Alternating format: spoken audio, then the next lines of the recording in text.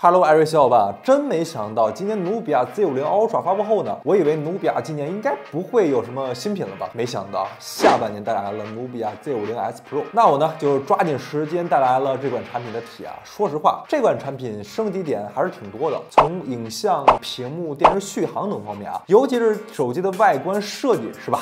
一眼你就知道，这货拍照应该不错。那行了，不吊你们的胃口了。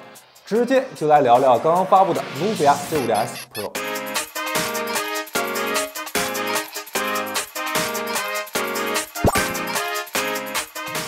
咱们先聊聊努比亚 Z50S Pro 的相机啊，这颗35毫米焦段的主摄呢，采用了索尼 IMX800 1.49英寸的底等等啊。那么之前不是说好超越1英寸吗？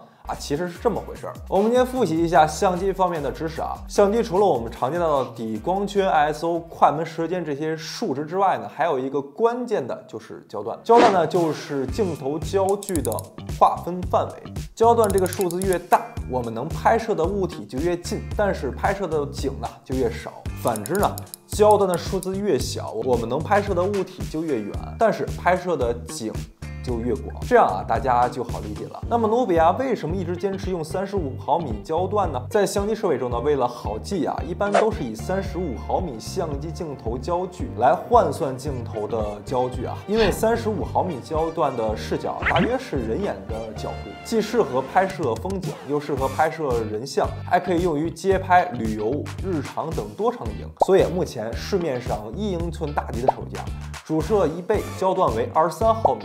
拍摄体验呢，相对来说更广一些。解释了这么多啊，这些都是铺垫于这一次努比亚 Z50S Pro 的主摄的。当我们把1英寸大底的主摄通过数字变焦拉到1.5倍，此刻的焦段呢就是35毫米焦段，也就是说啊，两者所拍摄的焦段为一致了。但是啊，如果这么一比啊，你们看1英寸的底 也就变成了1.47分之一。那么努比亚的 Z50S Pro 的35毫米呢是1.49分之一。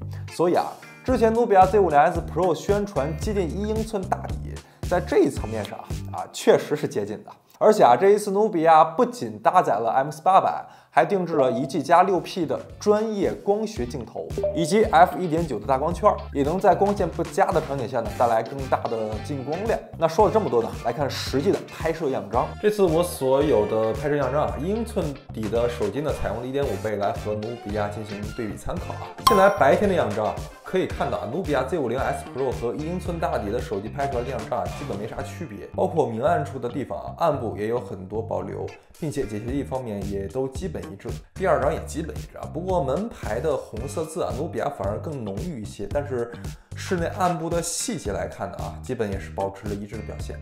第三组样张中无论是色彩还是整体表现基本一致，不过放大看到花纹的细节部分，好像努比亚的解析力有点更好一些啊。第4组、第5组、第6组的样张表现也都基本保持了一致。 时间来到了夜晚，我们来到了石家庄的步行街，人非常的多。我们来拍样张啊。那这一组呢，灯牌很明亮，暗部呢也有内容，就要看手机拍摄算法了。可以看到两台手机都带来了一支高光以及暗部细节。不过努比亚 Z50S Pro 在白色的灯箱部分有一点偏蓝，不过在整体过曝的地方都带来了良好的抑制啊。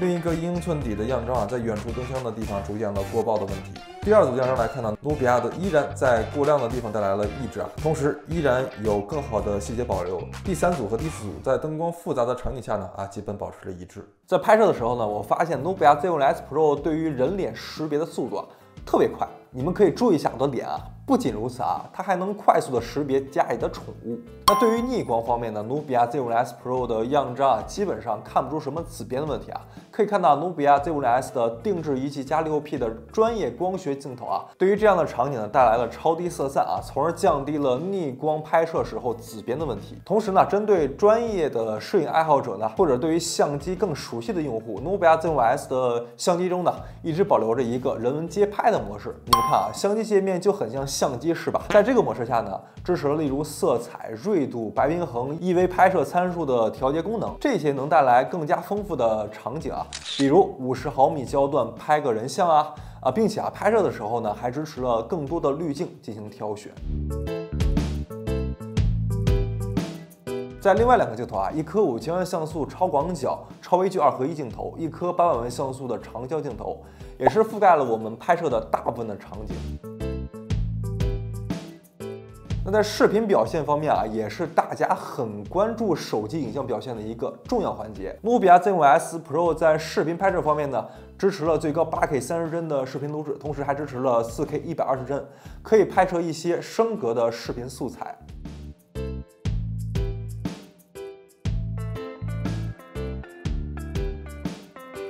同时呢，4K 60帧的视频呢，也是支持了视频防抖。OK， 我现在在使用努比亚 Z50S Pro 进行视频的录制啊，进行行抖的录制。然后呢，我现在使用的是4K 60帧的一个视频，并且加入了防抖。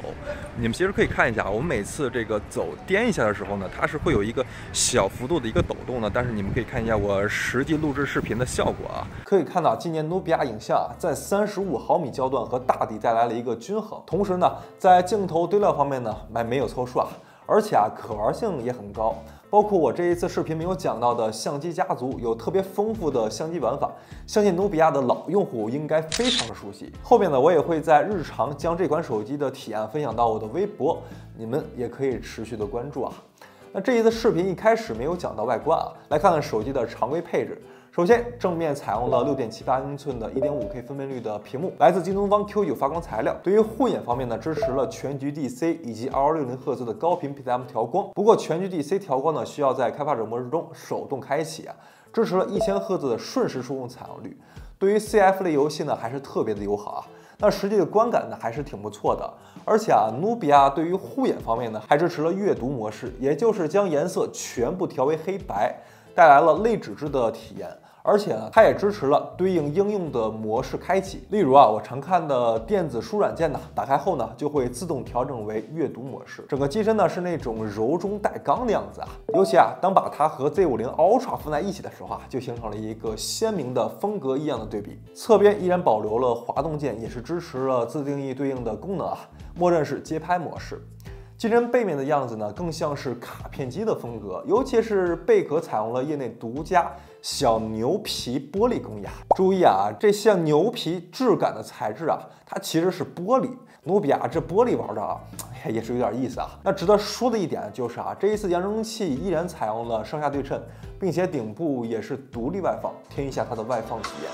光暗街上的霓虹，回忆里车水马龙，我们牵手用吻偷走时间，还有离别时伪装不同。在性能配置方面呢，努比亚 Z50S Pro 搭载的高通骁龙8+2领先版，也就是 3.36G 赫兹的大核啊，性能也会相比标准版的8+2有所提升。我呢也测试了3款游戏啊，来看游戏表现。实测王者荣耀支持了60帧，一局游戏很流畅，一条直线，一局游戏平均帧率为60.1帧。和平精英支持了90帧，一局游戏的帧率图你们看啊，也是非常流畅。一条直线啊，没有啥压力，一局游戏平均帧率为89.2帧。接下来就是原神了，依然是非常稳啊。你们看帧率图啊，30分钟平均帧率为59帧。从游戏体验来看呢，努比亚 Z50S Pro 游戏体验啊，确实没得说啊，流畅是真的流畅。那么这2年努比亚的系统怎么样呢？我记得之前在开箱过努比亚手机的时候呢，也和你们分享过它的系统的一些体验。只说几点啊。第一，就是整个系统来回滑动啊、打开关闭之类的啊，都挺流畅的，没有特别拖沓的感觉。第二呢，就是系统整个的广告并不多，而且像文件夹推荐的一些功能啊，都有对应的关闭按钮。第三呢，就是 macOS 也是支持了麦组件啊，可以将一些快捷应用的功能啊放置在我们习惯的页面中，便于我们能第一时间找到它。但是啊，我发现一个问题，就是浏览器啊缺少主流的那种纯净主页啊，希望后面努比亚通过 OTA 升级啊增加上。不过目前可以在浏览器中啊设置一个你常用到的首页，比如百度。在手机的电池续航方面呢，内置了5100毫安时电池啊，算是大电池了，是吧？实测续航方面呢，看视频1小时耗电7%，游戏王者荣耀1小时耗电14%，刷短视频半小时耗电4%，看微博半小时耗电5%，3小时续航，最后剩余电量70%啊。那么，并且啊，搭配了80瓦有线快充啊。实际测试5分钟充入23%，15分钟充入54%，也就是15分钟呢就能充入一半的电量。最终34分16秒充至100%的电量。其他方面呢，努比亚 Z50S Pro 整机重量呢为228克，不算特别沉，也算是个小半斤了。不过值得一说的是啊，努比亚 Z50S Pro 送的这个壳子啊，竟然还挺有质感。简单的总结一下这款努比亚 Z50S Pro 啊。整个手机围绕着影像带来了升级，坚持35毫米焦段也是一种对影像的一种坚持，并且啊，在这个焦段下啊，反而接近了同焦段的1英寸大底的相机。同时啊，通过增大光圈啊，从而增强了暗光下的进光量，算是一种用很讨巧的方式带来了一种均衡，并且啊。广角和长焦也都有啊，不过长焦镜头如果是更高的像素啊，也许更好一些。搭载高通骁龙8+2领先版，性能没得说啊，屏幕也升级到了 1.5K 的京东方 Q9 屏幕。整体来说呢，这一次 Z50S Pro 的升级点还是挺明显的，尤其是相机的玩法方面啊，如果你属于在影像方面爱鼓捣的那种啊，我觉得努比亚 Z50S Pro 也是挺适合你们的选择的。好了，以上就是本期的视频了。如果大家喜欢视频，欢迎关注我，我是大龙，我们下个视频见，拜拜。